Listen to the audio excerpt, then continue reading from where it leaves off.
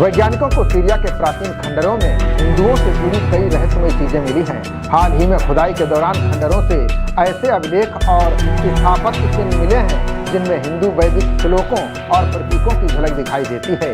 इस रहस्य पूर्ण और रोमांचक खोज से वैज्ञानिक हैरान हैं। वैज्ञानिकों ने भूमध्य सागर के पूर्वी तट पर सीरिया में उगारित शहर के खंडहरों से अद्भुत खोज की है। खुदाई के दौरान इस बंदरगाह शहर से प्राचीन भजन हिम्न टू निक्कल का इतिहास सामने आया है।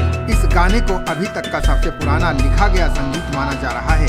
वैदिक श्लोकों की ये उपस्थिति एक अद्भुत सांस्कृतिक संवाद की ओर इशारा कर रही है, जिससे ये अनुमान लगाया जा सकता है कि भारत और मध्य पूर्वी सभ्यताओं के बीच कोई गहरा ऐतिहासिक संबंध रहा होगा। वैज्ञानिकों ने दावा किया कि ये धर्म ग्रंथ और भजन लगभग 3000 साल पहले लिखा गया था, जो इसे अनोखा बनाता है।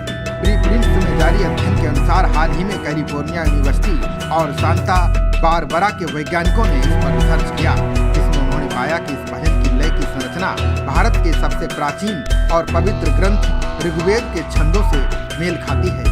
ये खोज न केवल इतिहास को पुनः परिभाषित करने का अवसर प्रदान करती है, बल्कि हमारी साझा वैश्विक विरासत की गहराइयों को समझने की दिशा में एक महत्वपूर्ण कदम भी है। वैज्ञानिकों का कहना है कि इस भजन का ऋग्वेद से गहरा रिश्ता है, क्योंकि ऋग्वेद को भारत में उस समय लिखा गया था जिस समय हिम्न टू निक्कल की रचना हुई थी, जिसमें हजारों श्लोकों का संकलन किया गया है, जिसे पीढ़ी दर पीढ़ी मौखिक परंपरा के अनुसार गाया और पढ़ाया जाता है। शोध में पाया गया है कि ऋग्वेद के लगभग हर 5 में से एक श्लोक का अंत उसी लयात्मक पैटर्न से दिया गया है जैसा हिम्न टू निक्कल में है।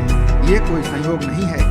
अगर ये संयोग है तो इसकी संभावना 10 लाख में 1 से भी कम है। वैज्ञानिकों की टीम ने दोनों रचनाओं की तुलना कंप्यूटर आधारित टेक्नोलॉजी से की, जिसमें लय और धुन की मैपिंग शामिल थी। शोध के परिणाम में उन्होंने पाया कि दोनों कृतियों की लय न केवल एक समान है, बल्कि वे लगभग एक जैसी संगीतात्मक संरचनाओं का भी पालन करती हैं। वैज्ञानिकों के अध्ययन से ये बात साबित होती है कि प्राचीन काल में भारतीय उपमहाद्वीप की सांस्कृतिक और धार्मिक विचारधारा संभवतः पश्चिमी एशिया तक प्रवाहित हुई थी। खबरों का सिलसिला जारी रहेगा। देखते रहिए जनप्रवाद। नमस्कार।